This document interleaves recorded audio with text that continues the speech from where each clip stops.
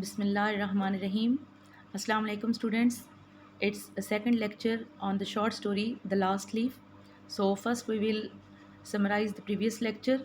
What we read in the last lecture is that there were two friends, John C. and Sue, who were living in Greenwich Village, New York, where almost all the artists were living.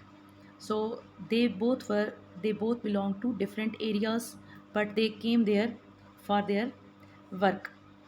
So that was a, you may say, quite suitable place for the artists to do their work, because that was the area that was having quite calm atmosphere, and there was enough light in that area. So they were living there. They came there in spring season, and they had same interests. That's why they both were living in same flat. So now, when winter came, Johnsy fell ill.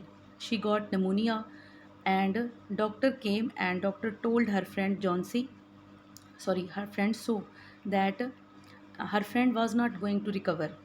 Why there were little chances of her recovery? Because she didn't want to recover. She had no willpower to recover, and she had got, you may say, pessimistic view about her life. That's why she has little chances to for her recovery. And John C was quite worried at that situation, that her why her friend was thinking like that, because she had no worries at all. Just she has, you may say, she has views, or she has ambition to have some painting of Bay of Naples. Otherwise, she was not having any worries in her life. So that was all about in previous lecture. So let's proceed next textual reading. After the doctor had gone, Sue went into the workroom to cry. Doctor जब ये बात उसको बता के चला गया कि उसकी दोस्त की रिकवरी की कोई चांसेस नहीं है, क्योंकि उसकी दोस्त जो है वो खुद से ही सेट नहीं होना चाहती, रिकवरी नहीं चाहती है अपनी, तो वो अपने कमरे में गई जहाँ पे वो काम करती थी, पेंटिंग करती थी, और वो रोने लगी.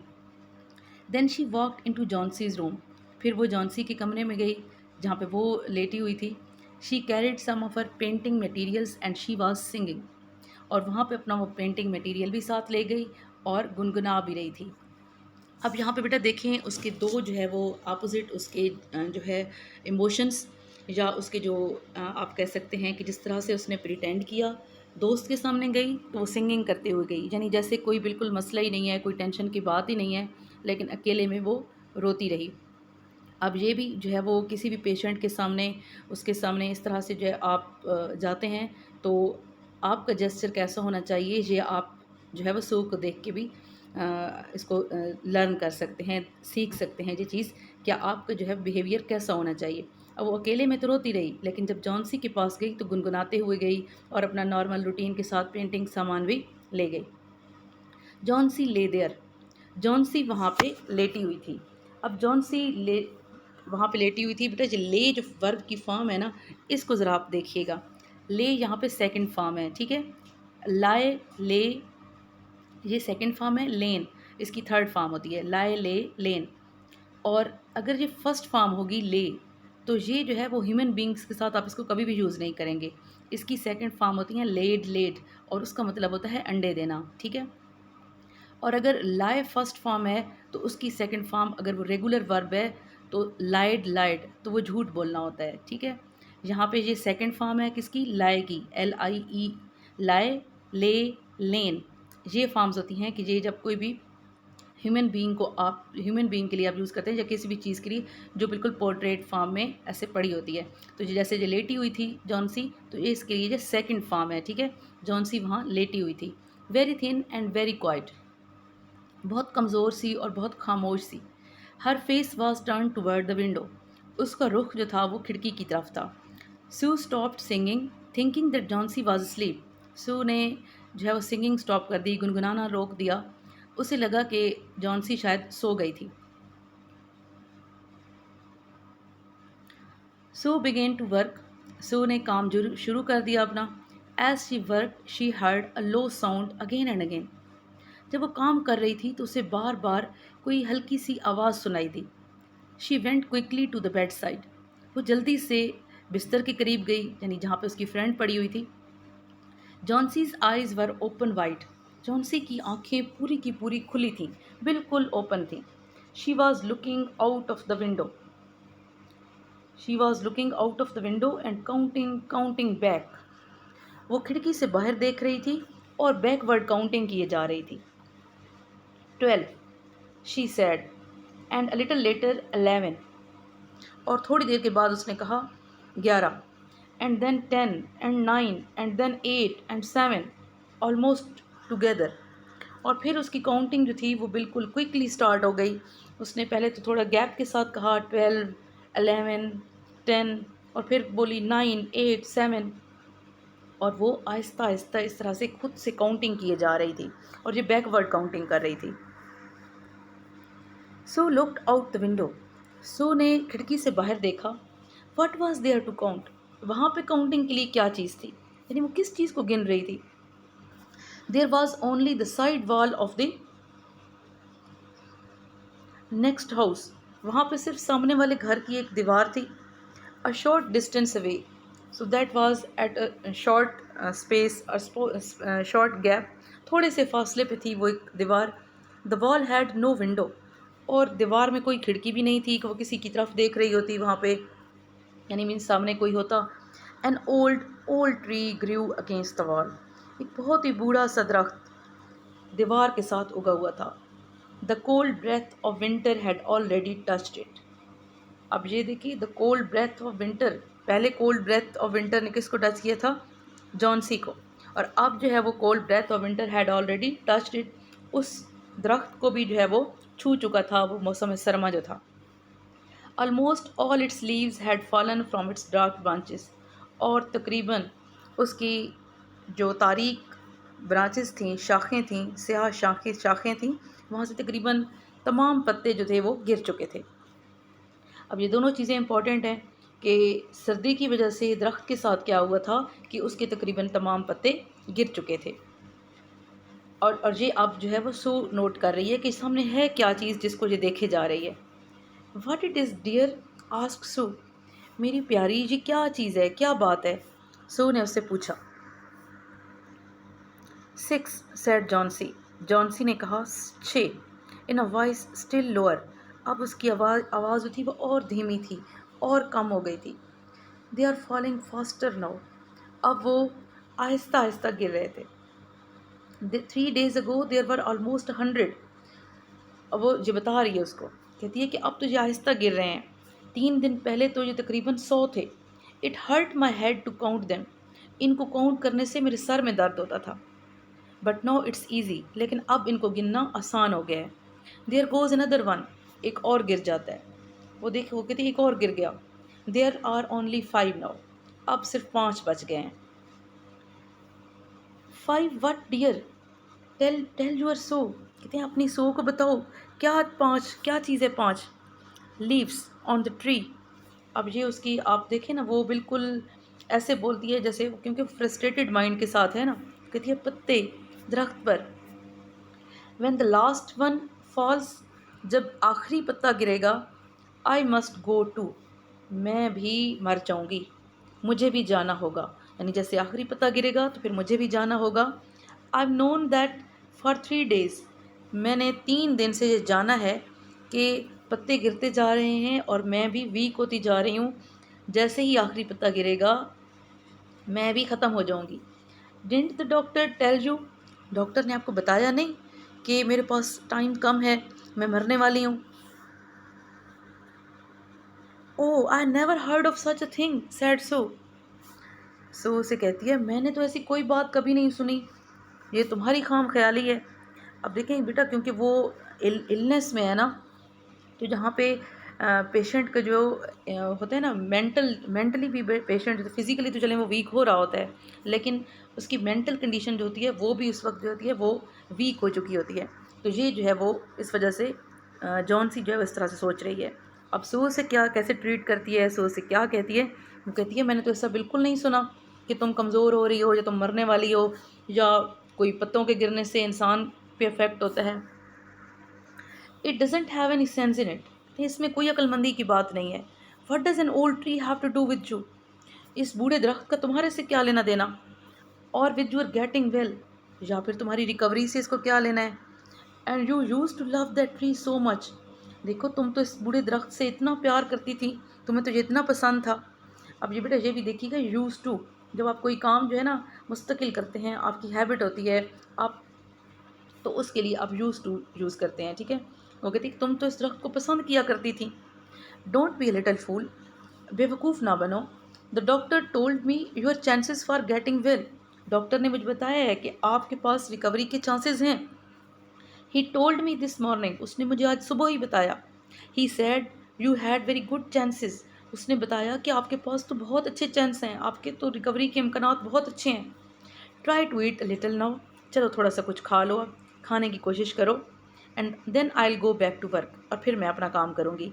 And then I can sell my picture, और फिर मैं अपनी पिक्चर बेचूँगी, जो पेंटिंग बना रही हूँ फिर मैं बेचूँगी। And then I can buy something more for you to eat to make you strong, और फिर मैं आपके लिए मज़ीद जो है आपको सेहतमंद बनाने के लिए, स्ट्रॉन्ग बनाने के लिए खाने की भी कुछ ला सकूँगी, खाने के लिए कुछ ख़रीद सकती हूँ। यानी आप खा लें तो फिर मैं अपना काम करूँ, ताकि मैं वो काम करके पेंटिंग जो है उसको सेल करके आपके लिए मज़ीद कुछ ला सकूँ।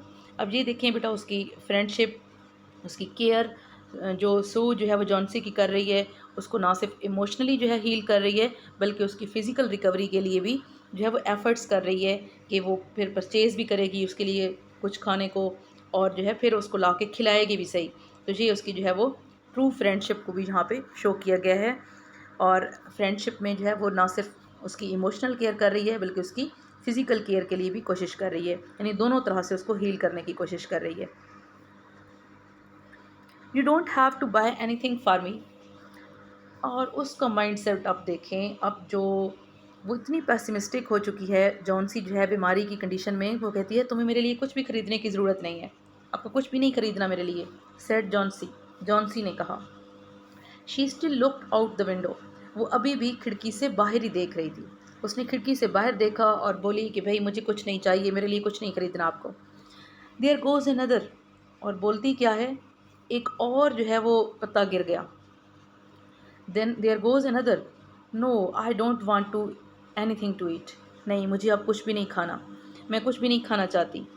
नो देयर आर फोर, अब सिर्फ 4 बच गए हैं, अब 4 रह गए। I want to see the last one fall before night, मैं चाहती हूँ कि रात से पहले आखिरी पत्ता भी गिर जाए। Then I will go to, फिर मैं भी ख़त्म हो जाऊँगी, मैं भी मर जाऊँगी, मैं भी चली जाऊँगी। अब इस दुनिया से मैं भी रुखसत हो जाऊँगी जब ये आखिरी पत्ता गिरेगा, और मैं चाहती हूँ कि ये आखिरी पत्ता भी गिर जाए। अब ये जो लीव है ना बेटा, लीव 2 तरह से जो है वो सिम्बलाइज़ करे। लीव एक तो होप का सिंबल भी है, और दूसरा जो है वो ये डेथ का सिंबल भी है। होप का कि अगर वो वहाँ पे मेंटेन रहता है, वहाँ पे वो उसके साथ शाख के साथ लगा रहता है, तो ये इसके लिए होप है, ठीक है। अगर वो गिरेगा तो फिर जो है वो इसका डेथ साइन है कि जो है वो ये बिल्कुल ख़त्म हो जाएगी। पत्ते के गिरने के साथ इसको लगता है, इसकी मेंटल स्टेट ये है कि मेरी ज़िंदगी भी ख़त्म हो जाएगी जब आखिरी पत्ता वहाँ दरख्त से गिरेगा। Johnsy dear, said Sue, Sue ने कहा, जॉन्सी मेरी प्यारी, will you promise me to close your eyes and keep them closed, क्या तुम मुझसे वादा करोगी कि तुम आंखें बंद रखो और उन्हें बंद ही रखोगी। Will you promise not to look out the window, क्या तुम वादा करोगी कि तुम खिड़की से बाहर नहीं देखोगी। अनटिल आई फिनिश वर्किंग, यहाँ तक कि मैं अपना काम ख़त्म कर लूँ। I must have this picture ready tomorrow, मुझे कल तक ये पिक्चर तैयार करनी है। आई नीड द लाइट, मुझे रोशनी की ज़रूरत है।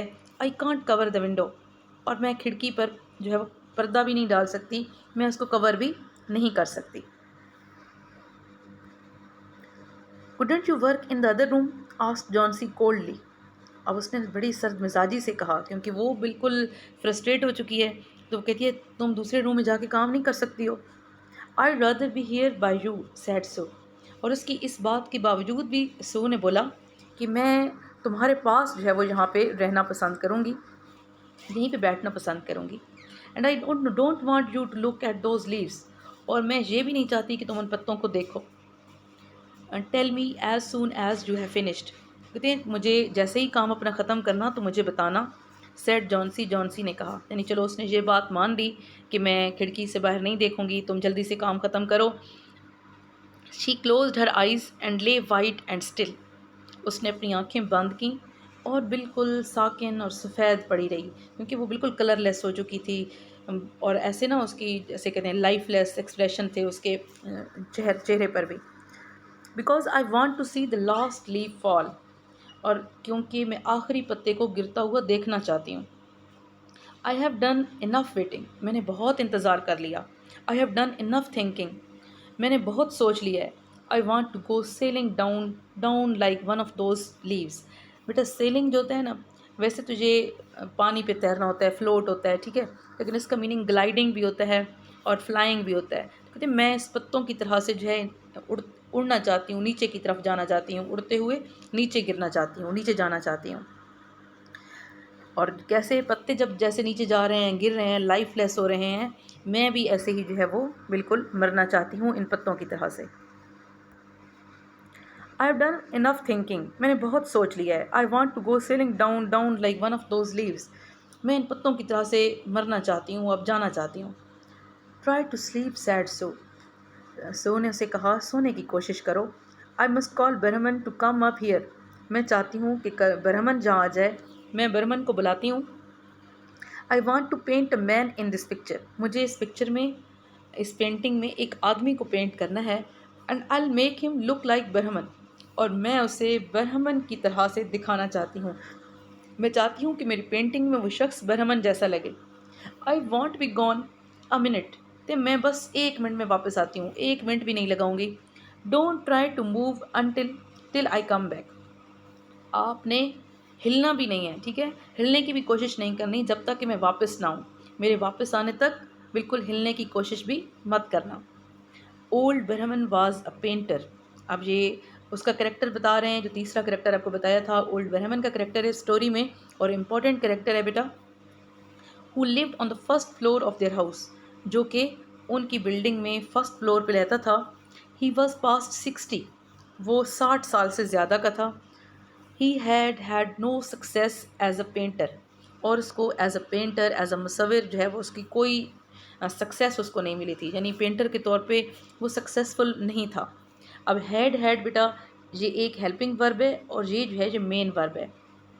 हैड के साथ, हैड जो हेल्पिंग वर्ब है, हैड के साथ आप हैड ही जो है यूज़ कर सकते हैं, लेकिन हेल्पिंग वर्ब जैसे हैड है ना, तो यहाँ पे आप हैज़ और हैव भी कर सकते हैं, ठीक है, यूज़ हो सकता है। इस सेंटेंस में तो नहीं, लेकिन वैसे हो सकता है। और हैज़ हैव जब हेल्पिंग वर्ब आएंगे तो भी मेन वर्ब उसके साथ हैड ही रहेगा, इसलिए सेंटेंस का स्ट्रक्चर हैज़ हैड भी हो सकता है, हैव हैड भी हो सकता है, और हैड भी हो सकता है। तो ये कंफ्यूज नहीं होना, ये नहीं है कि जी कोई मिस्टेक है, एक हेल्पिंग वर्ब और एक उसके साथ थर्ड फॉर्म, ठीक है, क्योंकि आपको पता है हैज़ हैव की जो थर्ड फॉर्म होती है, पास्ट पार्टिसिपल फॉर्म होती है, वो हैड ही होती है। तो इनमें से कोई भी हेल्पिंग वर्ब होता है तो उसके साथ थर्ड फॉर्म यूज़ होती है, ठीक है। ये भी आपने जो है वो जहन में रखना है कि ये स्ट्रक्चर भी सेंटेंस का होता है। So he had no success as a painter, उसको पेंटर के तौर पे कोई सक्सेस नहीं मिली थी, उसने कोई सक्सेस अचीव नहीं की थी। For 40 years he had painted, 40 साल तक उसने मुसवरी की थी, उसने पेंटिंग की थी। Without ever painting a good picture, और कभी उसने कोई अच्छी पिक्चर नहीं पेंट की थी। He had always talked of painting great picture, उसने हमेशा जो है वो कोई अच्छी पिक्चर बनाने के बारे में, अच्छी तस्वीर बनाने के बारे में सोचा था। अब मास्टर पीस, अब वो चाहता था कि वो कोई एक शाहकार बनाए, कोई बहुत जो है वो प्रोमिनेंट किस्म की पिक्चर बनाए। But he had never started it, jet started it, लेकिन अभी तक तो वो उसको स्टार्ट ही नहीं कर पाया था। यानी वो उसकी ज़िंदगी में एक एम था उसका कि वो कोई मास्टर पीस कभी तख्लीक करेगा, लेकिन ऐसा अभी तक पॉसिबल नहीं हो सका था। और देखते हैं कि क्या कभी उसकी ज़िंदगी में 60 साल की उसकी एज हो गई है, 40 साल तक वो ऐसा कुछ नहीं कर सका, तो क्या वो अब कुछ ऐसा कर सकता है या नहीं। So he got a little money by letting others paint pictures, अब उसकी जो है वो अर्निंग का क्या सोर्स था, क्योंकि पिक्चर्स तो वो बना नहीं पा रहा था, तो अब वो क्या करता था, दूसरों को लेट करता था, अलाउ करता था कि वो उसकी पिक्चर बनाए। यानी जैसे अब ये उसको बुलाने गई थी, इसने कहा था कि मैं अपने पेंटिंग में एक पिक्चर बनाना चाहती हूँ एक बूढ़े शख्स की, और वो ब्राह्मण जैसा दिखना चाहिए। तो इस तरह से लोग इसको बुला के सामने बिठा के पिक्चर्स अपनी वो पेंट करते थे आर्टिस्ट, और फिर इसको उसकी पेमेंट देते थे। कि ये सामने जो बैठता था उसकी भी और उन्हें अलाउ करता था पिक्चर बनाना, इसके लिए भी ये अब सोर्स ऑफ इनकम इसका था। He still talked of him his great masterpiece, लेकिन उसने हिम्मत नहीं आ रही थी, वो अभी भी अपने मास्टरपीस के बारे में बात करता था। यानी उसको लगता था कि वो अब भी तख्लीक कर सकता है अपना इस तरह से कोई शाहकार।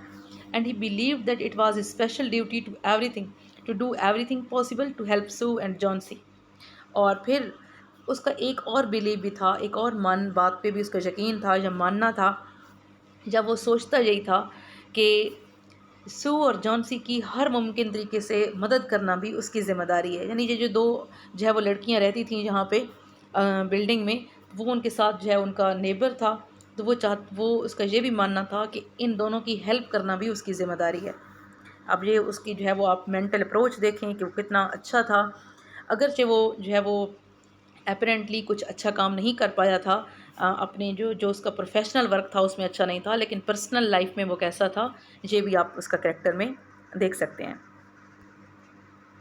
सो found him in his dark room. सो गई थी उसको लेने के लिए, तो वो अपने तारीक कमरे में उसको मिल गया। शी टोल्ड हिम, उसने उसे बताया अबाउट जॉनसी, जॉनसी के बारे में, जॉनसी की इलनेस के बारे में, and leaves on the wine, और फिर उसको ये भी बताया कि जो बेल के ऊपर पत्ते हैं उनके बारे में वो क्या सोच रही है, उसके बारे में भी बताया।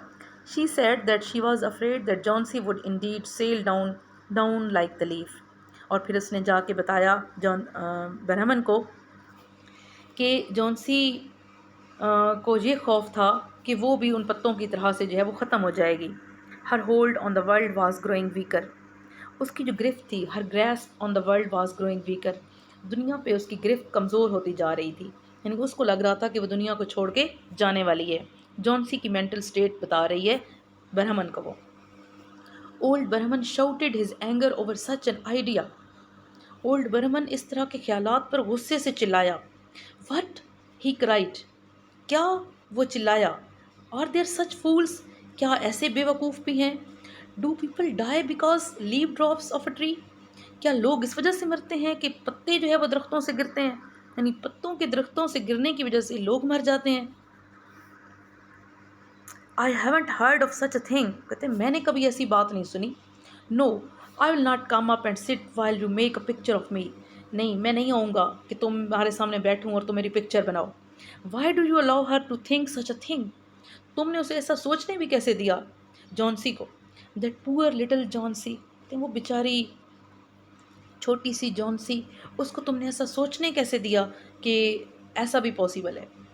She is very sick and weak, said Sue, Sue कहती है कि वो बड़ी बीमार और कमज़ोर है। The sickness has put the strange ideas into her mind, ये बात देखिए, ये बेटा जो भी पेशेंट होता है ना वो बिल्कुल नेगेटिव हो रहा होता है, अपनी लाइफ से जो है वो उसकी जो उम्मीद होती है ना वो ख़त्म हो रही होती है, तो वो होपलेसनेस की कंडीशन में होता है। उस टाइम जो है वो दूसरों की रिस्पॉन्सिबिलिटी क्या होती है ये भी आप देखें कि वो कहती है सिकनेस ने उसके जहन में ये अजीबो गरीब ख्यालात डाले हैं। Mr Behrman, if you want come you want, कहते हैं अगर आप नहीं आना चाहते तो ना आए। But I don't think you are very nice, लेकिन फिर मेरा नहीं ख्याल कि आप कोई इतने अच्छे इंसान हैं, यानी आप हमारी हेल्प नहीं करना चाहते, नहीं आना चाहते तो फिर ना आए। This is like a women, shouted Behrman. अब वो कहते हैं ये तुमने की है ना औरतों वाली बात, बिल्कुल औरतों की तरह, ये खासियत है औरतों की कि हमेशा नेगेटिव हर बात को लेती हैं। Who said I will not come, किसने कहा कि मैं नहीं आऊँगा। गो, कहते जाओ, I will come with you, मैं तुम्हारे साथ आता हूँ। For half an hour I have been trying to say that I will come, आधे घंटे से मैं तुम्हें यही तो बताने की कोशिश कर रहा हूँ कि मैं आऊँगा। गॉड, ओ खुदाया, this is not any place for someone so good as Johnsy to lie sick, ये कोई ऐसी जगह नहीं है जहाँ पे जॉनसी जैसी बच्ची जो है, जॉनसी जैसी जो लड़की है वो इस तरह से बीमार लेटी रहे। Some day I shall paint my masterpiece पीस, एक दिन मैं अपना शाहकार बनाऊँगा। And we shall go away from here, और फिर हम यहाँ से चले जाएंगे, हम इस दुनिया को छोड़ के चले जाएंगे, यानी अपना शाहकार तख्लीक करने के बाद हम इस दुनिया को छोड़ के चले जाएंगे। गॉड यस, अब देखें वो कहते हैं ओह खुदाया, बिल्कुल ऐसे ही है कि हम यहाँ से चले जाएंगे और फिर शाहकार तख्लीक करने के बाद ही जाएंगे। ये उसका जो है वो यहाँ पे जो है आप कह सकते हैं कि माइंड बन गया है कि वो क्या करने वाला है. So let's see how he is going to create his masterpiece. So we will see it in next lecture. That's all about today's lecture. Okay beta, stay blessed. Allah Hafiz.